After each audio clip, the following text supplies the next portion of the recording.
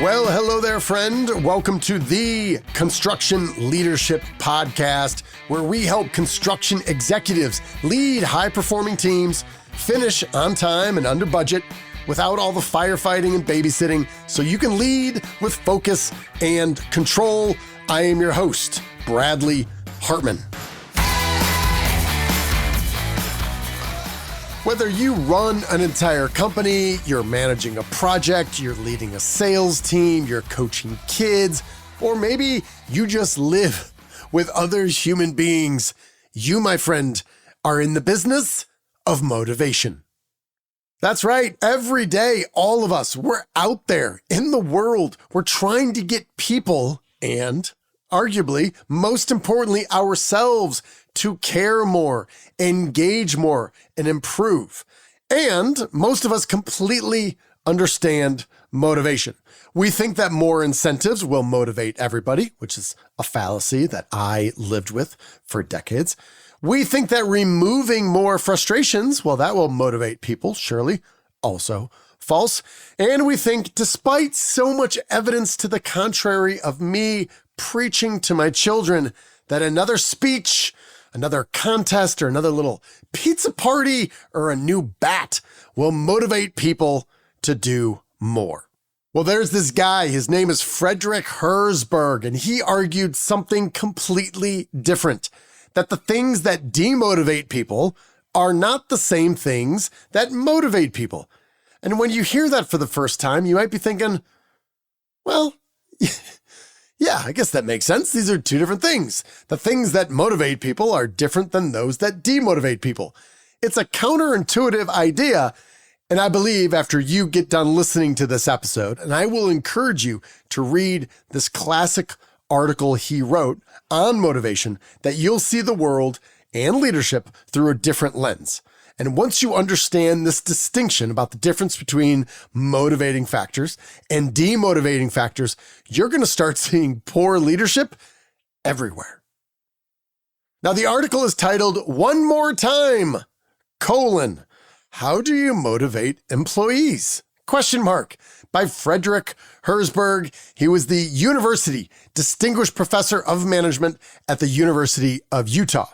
And the copy that I was given was a reprint during my MBA program. And the photo they have on the front is very funny. And it looks like the photo of a guy who just said, "All right, dum-dums, one more time. How do you motivate employees? Well, let me tell you." He's like looking down and away. He has his hand buried in his full head of curly hair, and his elbow, although we cannot see it, presumably is resting on his knee as he's hunched over. It's such a weird image, but I think it fits this article perfectly. And one of the reasons I really like Herzberg is you can tell this guy's a wise ass. He's just annoyed with how many people had offered him money in exchange for ideas on how actually to build strong teams that have people being mildly productive at their jobs. So this is how he starts this article.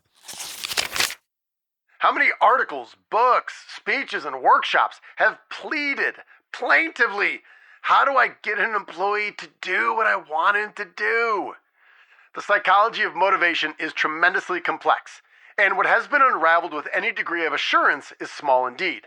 But the dismal ratio of knowledge to speculation has not dampened the enthusiasm for new forms of snake oil that are constantly coming on the market, many of them with academic testimonials. Doubtless this article will have no depressing impact on the market for snake oil. But since the ideas expressed in it have been tested in so many corporations and other organizations, it will help, I hope, to redress the imbalance in the aforementioned ratio. And then he goes on to, quote unquote, motivating with KITA, K-I-T-A, in all capitals. And that stands for kick in the ass. And this paragraph explains a lot. Every audience contains the direct action manager who shouts, "Kick him!" And this type of manager is right. The surest and least circumlocuted way of getting someone to do something is to kick him in the pants. Give him what might be called the KITA, the kick in the ass.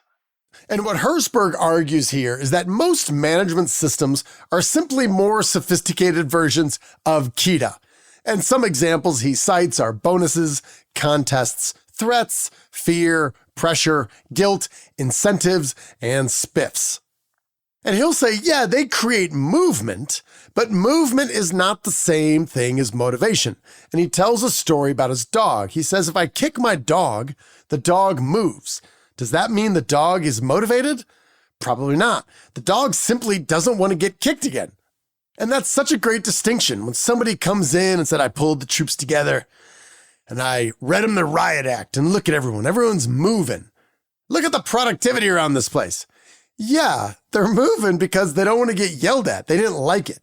But is that to say they're motivated? I don't think so. Or let me try another angle. Say you and I are working together and I have this habit. About every hour or so, I got to get up and stretch my legs.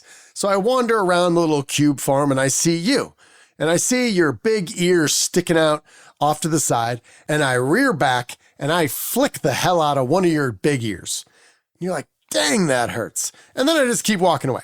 And I do that every hour of every day for a year. And then one day, say I get hit by a pickle truck and that stops. Now, we have removed a demotivating factor of me flicking your ear. Are you now motivated because that's not going to happen anymore? No, the world, on your behalf, worked to remove that demotivating factor. But just because you removed a demotivating factor doesn't mean you are now motivated. A lot of corporate motivation programs boil down to something like this. Here's the deal. Here's the goal. You see it. Work hard. You got to hit that quota. Or else Sam from corporate is going to come down and be super pissed. So let's just make it happen so Sam doesn't come here and get pissed. So removing pain may create some movement, but it doesn't necessarily create meaning. And as I was thinking about this Frederick Herzberg article, I am reading the book called The Book of Joe, Trying Not to Suck at Baseball and Life by Joe Maddon and Tom Verducci.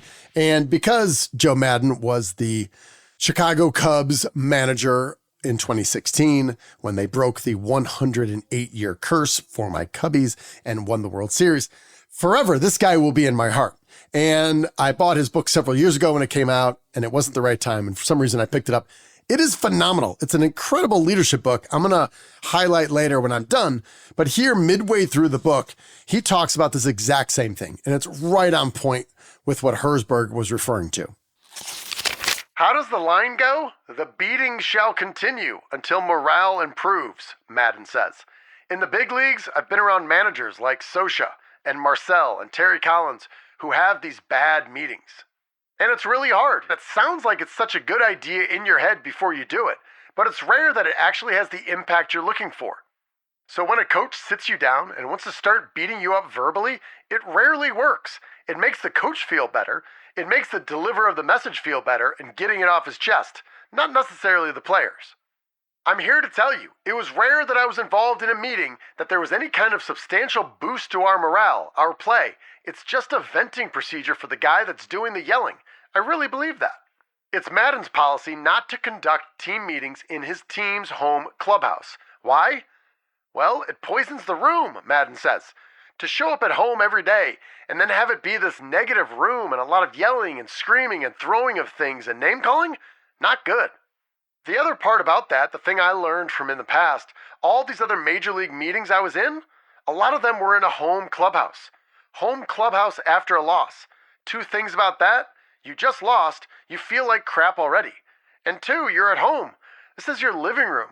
This is supposed to be the warm fuzzy you need to go to when things are bad to get your act straightened out. If it's going to be a blow-up, folks, if at all possible, remember two factors. Do it on the road and do it after a win. That's the best time to make your point. And if you're anything like me, this is counterintuitive until you think about it a few times and then it sinks in.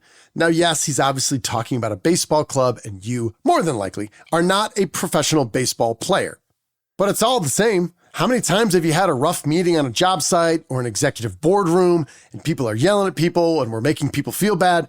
We got to remember, this is where we show up every day. And if there's negative vibes around this place, people aren't going to want to show up. especially in an environment where more and more people are remaining in a work-from-home scenario, even in construction. So the next time you're ready just to spout off and unload a bunch of venom at your team to get them to change behavior, just be honest about what you're doing. This isn't for them, this is for you. You want to feel better. And is it possible you'll feel better after screaming at all your employees? Well, maybe, but just be honest about that.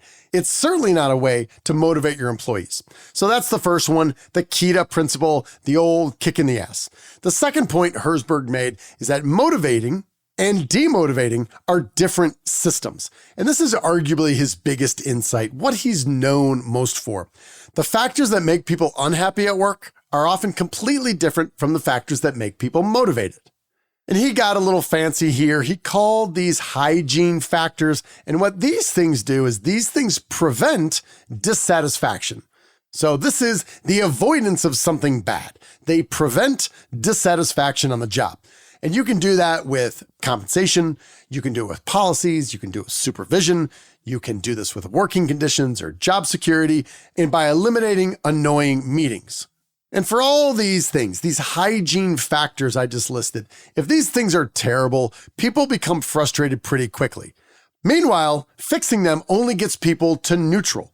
By removing annoying meetings every Monday afternoon, that doesn't necessarily mean people are motivated.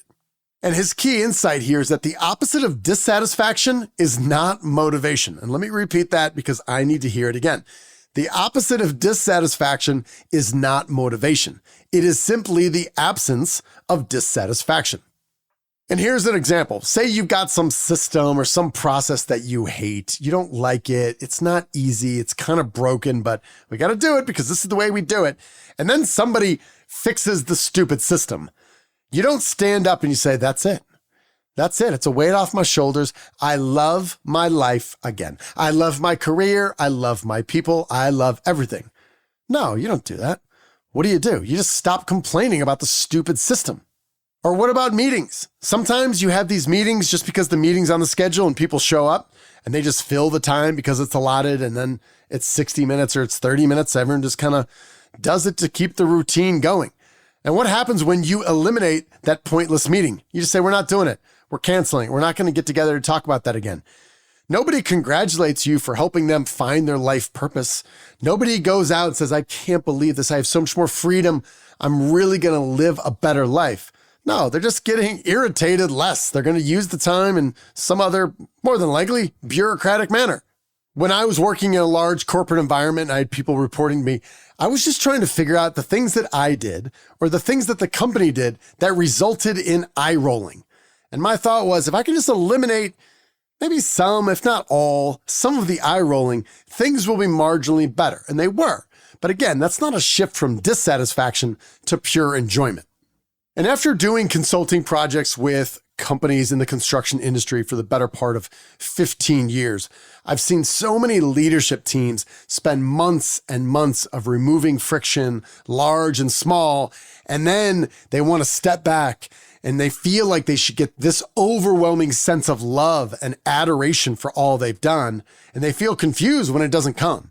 And what they realized later was that they didn't really motivate people. They don't expect gratitude. They just removed something that was annoying. They solved for an irritation. They removed a burr from underneath the saddle. That has created less pain, but it didn't create inspiration, which leads to the natural question, then what actually energizes people? What actually motivates them? And Herzberg argues people want progress more than perks. He says genuine motivation tends to come from a few consistent places: achievement, growth, more autonomy, more responsibility, more recognition, more meaningful work. Said another way, people want to feel useful, trusted, capable, and they want to feel like they are improving in their craft. And if you've ever been around amazing salespeople or business development reps, you find that they are usually not driven by another Starbucks gift card or even another $1,000. What they're really driven by is winning, mastery, solving problems, and being recognized as the best in their profession. And this is often what I see, is that we have leaders say we need to motivate people. We want to get the best out of them. Meanwhile, they're setting up so much structure and so many constraints that they're removing most, if not all, the ownership people have about their own role. There are so many processes that they're losing the ability to decide the best way to do their job when they're the ones doing it. They often know the best way to do it. They want that autonomy. So if you choose not to go to the link in the show notes and read this article, which I would obviously recommend you do, here's the headline. Just remember this if you remember nothing else about this podcast or this article by Frederick Herzberg. The absence of frustration is not the same thing as motivation. The absence of frustration is not the same thing as motivation. Yes, fixing broken systems matter. Yes, fixing a stupid compensation plan matters. And yes, having kind managers around, all of that matters. But none of those automatically create engagement on the job. None of that is going to inherently create more motivation. People become more motivated when they experience progress, more ownership, they feel heard, there's achievement, they see the growth in their lives, and they see that they are contributing in a meaningful way. And yes, of course, this applies beyond work as well. I'm thinking about my wife, I'm thinking about my kids, I'm thinking about my family and my friends, and yes, my own team and our customers. And I have learned what is consistent with what Herzberg talks about, even though I didn't have the vocabulary for it. And had I been able to apply with some level of maturity on the job, what I read when I first read that article before I started my own company is that people become energized when they feel like what they're doing is meaningful, when they're making an impact, when they are helping people in a way that is beyond themselves. And if you can create that environment, you will bring out the best of people. You will become a better leader. So that's it. It's called One More Time, How Do You Motivate Employees? By Frederick Herzberg. It came out in 1968, and it is still as relevant today as it was then. You should read it. That's all I've got. You're owed nothing. Deliver value first. Make it a great week.